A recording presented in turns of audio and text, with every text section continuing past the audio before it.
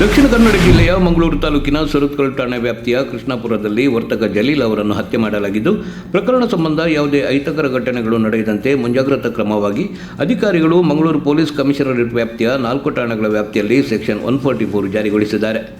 ಬಜಪೆ, ಸುರತ್ಕಲ್, ಕಾವೂರು, ಪಣಂಬೂರು ಠಾಣೆಗಳ ವ್ಯಾಪ್ತಿಯಲ್ಲಿ ಬರುವ ದಂಡ ಪ್ರಕ್ರಿಯೆ ಸಂಹಿತೆಯ ಸೆಕ್ಷನ್ 144 ಅಡಿ ನಿಷೇಧಾಜ್ಞೆಯನ್ನು ಜಾರಿಗೊಳಿಸಿ ನಗರ ಪೊಲೀಸ್ ಕಮಿಷನರ್ ಎಸ್ ಶಶಿಕುಮಾರ್ ಅವರು ಆದೇಶ ಮಾಡಿದ್ದಾರೆ.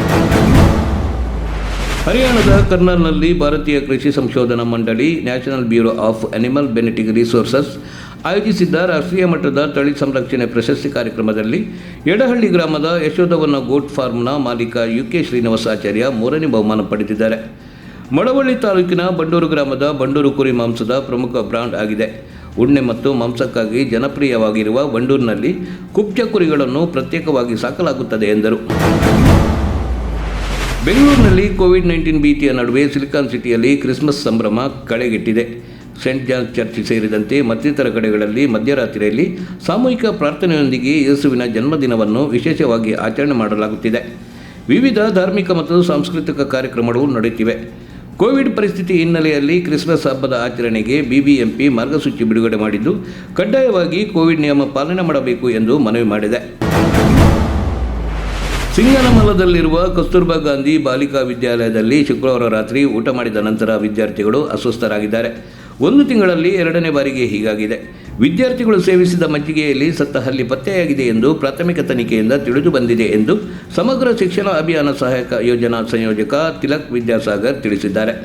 ಸುಮಾರು 25 ಬಾಲಕಿಯರು ಅಸ್ವಸ್ಥಗೊಂಡಿದ್ದು ಸಿಂಗನಮಲ ಮತ್ತು ಅನಂತಪುರ ಆಸ್ಪತ್ರೆಗಳಲ್ಲಿ ಚಿಕಿತ್ಸೆ ಪಡೆಯುತ್ತಿದ್ದಾರೆ.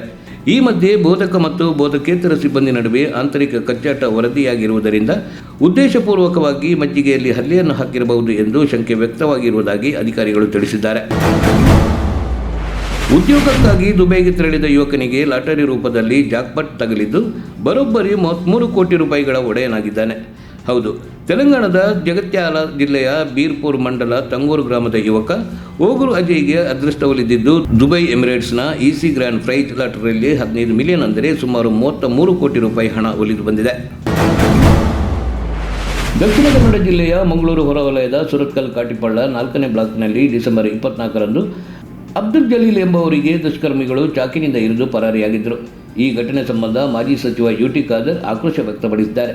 ಪೊಲೀಸರು ನಿಜವಾದ ಆರೋಪಿಗಳನ್ನು ಹಿಡಿಯುವ ಕೆಲಸ ಮಾಡಬೇಕು.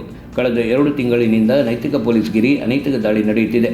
ಪೊಲೀಸರು ಸರಿಯಾದ ಕ್ರಮ ಕೈಗೊಂಡಿಲ್ಲವೆಂದು ವಿಧಾನಸಭೆ ವಿಪಕ್ಷ ಉಪನಾಯಕ UT ಖಾದರ್ ಆಕ್ರೋಶ ಹೊರಹಾಕಿದ್ದಾರೆ. ಬೇಲೇಬಲ್ ಸೆಕ್ಷನ್ ಹಾಕುವುದರಿಂದ ಬೇಲ್ ಪಡೆದು ಹೊರಬರುತ್ತಾರೆ. ಹೀಗಾಗಿ ಪದೇ ಪದೇ ಅಂತಹ ಘಟನೆಗಳು ನಡೆಯುತ್ತಿವೆ. ಗೃಹ ಸಚಿವರ ಜೊತೆ ನಿನ್ನೆ ಇದೇ ವಿಚಾರದ ಬಗ್ಗೆ ನಾನು ಚರ್ಚೆ ಮಾಡಿದ್ದೆ ಎಂದರು.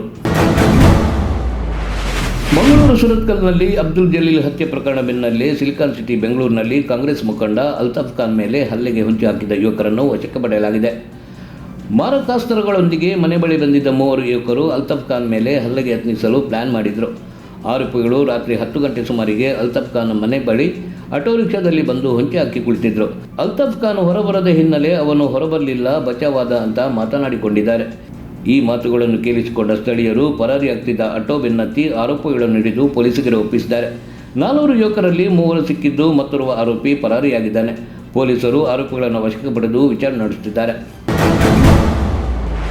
ಮಾಜಿ ಪ್ರಧಾನಿ ಅಟಲ್ ಬಿಹಾರಿ ವಾಜಪೇಯಿ ಅವರ ಜನ್ಮದಿನವಾದ ಡಿಸೆಂಬರ್ 25ರಂದು ದೇಶಾದ್ಯಂತ ಉತ್ತಮ ಆಡಳಿತ ದಿನವನ್ನು ಆಚರಿಸಲಾಗುತ್ತಿದೆ. ಗುಜರಾತ್ನ ಮುಖ್ಯಮಂತ್ರಿಯಾಗಿದ್ದ ನರೇಂದ್ರ ಮೋದಿ ಅವರು ಭಾರತದ ಪ್ರಧಾನಿಯಾಗಿ ಆಯ್ಕೆಯಾದ ನಂತರ ಅಂದರೆ 2014ರಿಂದ ವಾಜಪೇಯಿ ಅವರನ್ನು ಗೌರವಿಸುವ ನಿಟ್ಟಿನಲ್ಲಿ ಈ ದಿನವನ್ನು ಆಚರಿಸಿಕೊಂಡು ಬರಲಾಗುತ್ತಿದೆ. ಅಲ್ಲದೆ ಸರ್ಕಾರವು ಡಿಸೆಂಬರ್ 19ರಿಂದ 25ರವರೆಗೆ ಉತ್ತಮ ಆಡಳಿತ ವಾರವನ್ನು ಆಚರಿಸಲಾಗುತ್ತಿದ್ದು, ಗ್ರಾಮದ ಕಡೆಗೆ ಆಡಳಿತ ಎಂಬ ಅಭಿಯಾನವನ್ನು ನಡೆಸಲಾಗುತ್ತಿದೆ. ಇನ್ನು ಮುಂದೆ ಭಾರತದಲ್ಲಿ ವಾರ್ಷಿಕವಾಗಿ ಉತ್ತಮ ಆಡಳಿತ ದಿನವಾಗಿ ಸ್ಮರಿಸಲಾಗುತ್ತದೆ ಎಂದು ಘೋಷಿಸಿತು. ವಿದೇಶಗಳಲ್ಲಿ ಕೊರೋನಾ ರೂಪಾಂತರಿ ವೈರಸ್ ಪತ್ತೆ ಬೆನ್ನಲ್ಲೇ ರಾಜ್ಯ ಸರ್ಕಾರ ಅಲರ್ಟ್ ಆಗಿದೆ. ರಾಜ್ಯದಲ್ಲೂ ಕಟ್ಟೆಚ್ಚರ ವಹಿಸಿದೆ. ಒಮಿಕ್ರಾನ್ ಉಪತಳಿ ಕಂಟ್ರೋಲ್ಗೆ ಸಮರೋಪಾದಿ ಸಿದ್ಧತೆ ಮಾಡುತ್ತಿದೆ. ಸರ್ಕಾರಿ ಆಸ್ಪತ್ರೆಗಳಲ್ಲಿ ಬೆಡ್ ವ್ಯವಸ್ಥೆಗೆ ಸರ್ಕಾರ ಯೋಚನೆ ನೀಡಿದೆ.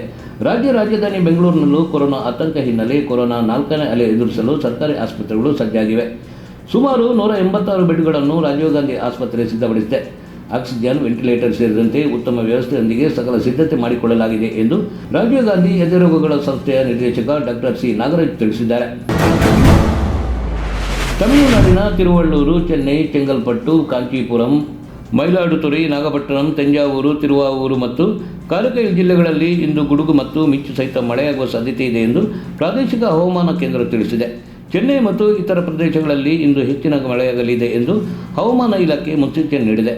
ಮುಂದಿನ 3 ಗಂಟೆಗಳಲ್ಲಿ ತಮಿಳುನಾಡು ಮತ್ತು ಪುದುಚೇರಿಯ ರಾಣಿಪೇಟ್, ವೆಲ್ಲೂರು, ತಿರುವಣ್ಣಾಮಲೈ, ತಿರುಪತ್ತೂರು, ಮಿಲ್ಲಪುರಂ, ಕಲ್ಲಕುರಿಚಿ, ಕಡಲೂರು, ಪೆರಂಬಲೂರು, ಅರಿಯಲೂರು, ತಿರುಚನಾಪಳ್ಳಿ, ನೀಲಗಿರಿ ಜಿಲ್ಲೆಗಳಲ್ಲಿ ಸಾಧಾರಣ ಮಳೆಯಾಗುವ ಸಾಧ್ಯತೆ ಇದೆ.